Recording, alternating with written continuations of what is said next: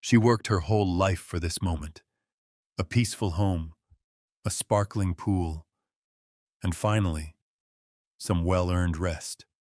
But when HOA Karen tried to bully her out of her own backyard and demanded access to the private pool, things took a wild turn. Threats, blackmail, and one huge mistake.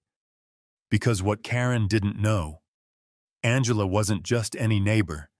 She was a U.S. Marshal, and she was done playing nice. The sun hung low over the rolling hills of Sintra, just outside Lisbon, Portugal, casting a golden glow over the cobblestone streets and pastel-colored villas. Angela Matthews stood by the edge of her infinity pool, the water shimmering like liquid glass, reflecting the cloudless sky. At 38, she was a striking figure. Tall, with deep brown skin that glowed under the Mediterranean sun, and a calm demeanor that masked years of grit and determination. This house, her sanctuary, was the culmination of a dream forged through a decade of relentless work. A private pool in the backyard of a European villa wasn't just a luxury, it was a statement. She'd made it. Born in Atlanta to Nigerian immigrant parents, Angela had clawed her way up from nothing. First through college on scholarships, then a career that took her across continents. Now, as a senior officer with Interpol, stationed at their Lisbon field office, she'd finally planted roots. The villa, perched on a quiet street lined with orange trees, was hers, paid for in full, no mortgage, no compromises. She dipped her net into the pool, skimming a stray leaf, savoring the stillness of this Saturday morning. That stillness shattered with the sharp clack of heels on stone. Angela didn't need to turn around to know who it was. The neighborhood had warned her about Karen Almeida, the self-appointed queen of the Monteverde Homeowners Association, or as the locals dubbed her, HOA Karen.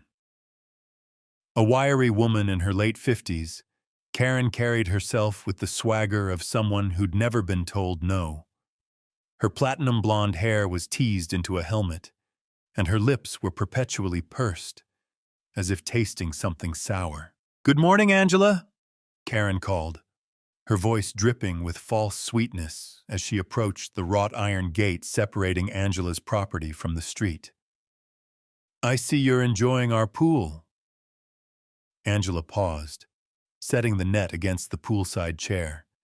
She turned slowly, her expression unreadable. "My pool, Karen. It's on my land, built with my money. I think you know that." Karen's smile tightened, her blue eyes glinting with something predatory. She adjusted her oversized sunglasses and stepped closer to the gate. "Oh, I'm not so sure about that. The HOA bylaws state that any water feature over a certain size is considered a community amenity. I'd like to inspect it. Now." Angela crossed her arms, her voice steady as granite. "The bylaws don't apply to private property, and this pool is mine, fully permitted, fully documented. You're welcome to check the city records if you'd like." Karen's facade slipped, her tone sharpening. "Listen, I've been running this neighborhood for 15 years. I know how things work here. You're new, barely 6 months in, and you think you can just ignore the rules? I don't think so." She leaned in, lowering her voice. "Let me in, or I'll make life difficult for you. I've got connections. I can dig into your past, spread a few stories. People here love a good scandal." The threat hung in the air like smoke. Angela's pulse quickened, but her face remained a mask of calm. She'd faced worse: drug lords, corrupt officials, interrogations that lasted days. Karen was a mosquito by comparison. Still, the racial undertone wasn't lost on her. Angela had felt it before.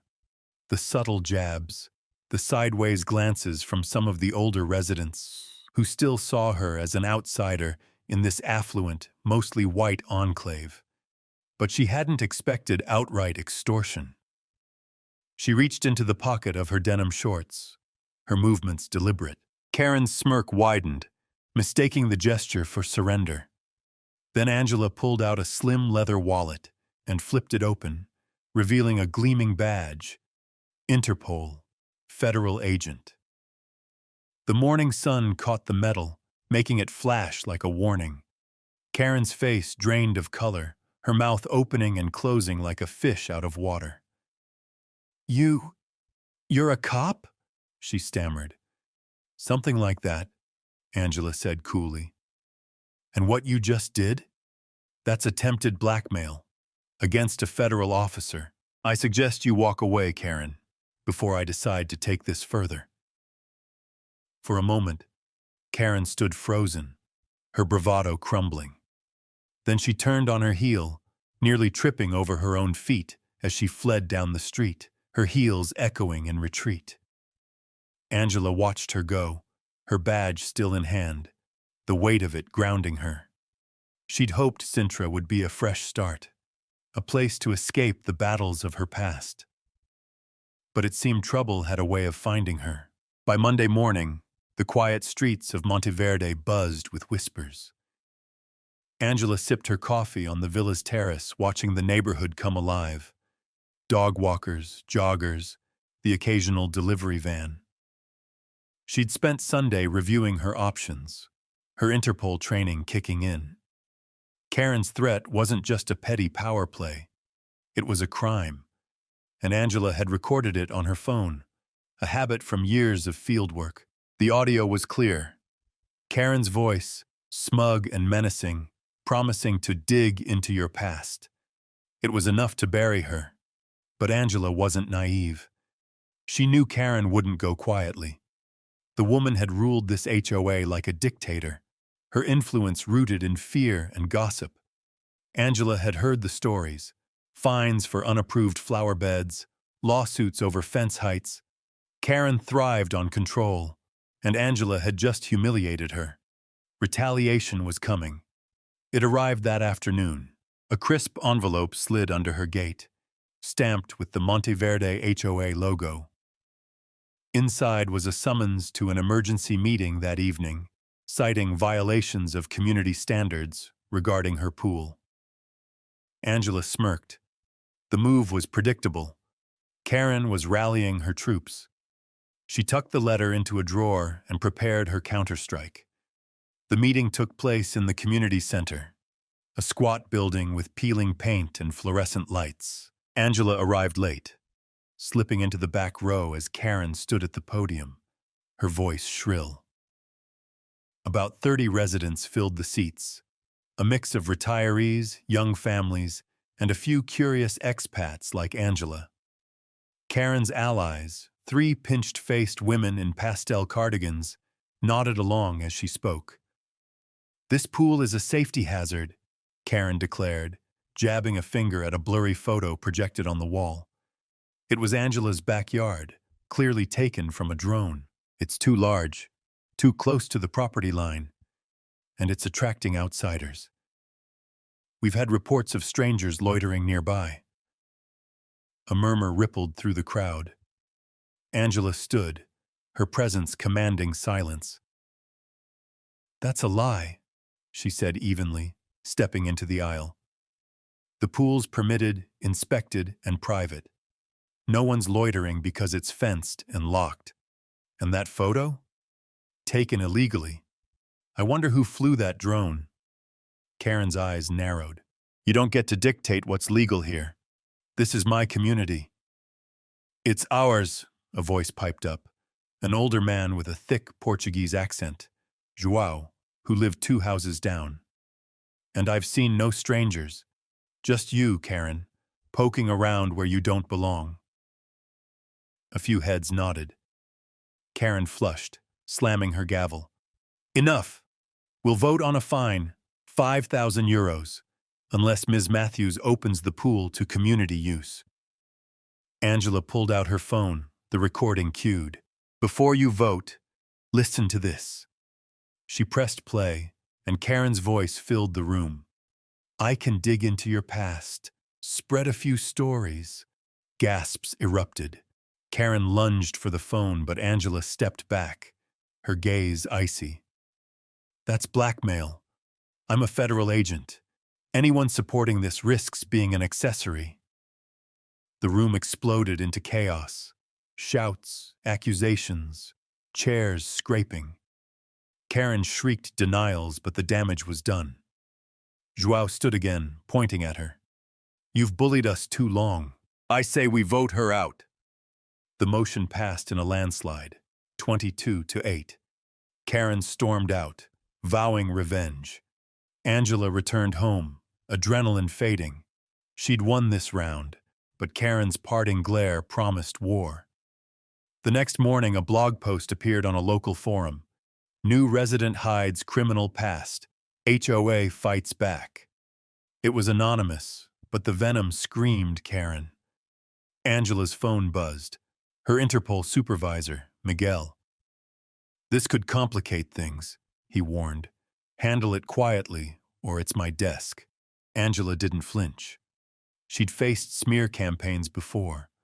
Racist trolls during a trafficking bust in Marseille. Whispers about her agenda in Atlanta. This was personal, though. Karen wasn't just attacking her reputation. She was testing Angela's resolve. The blog post was vague, claims of shady dealings and unexplained wealth, but it lit a match. Neighbors who'd smiled at her yesterday now avoided her gaze. She called João, who'd become an unexpected ally. Karen's done this before, he said over coffee at his cluttered kitchen table. 5 years ago, she drove out a Brazilian couple, said they were undesirables, spread lies until they sold and left. He slid a worn notebook across the table. I kept notes, dates, threats, everything.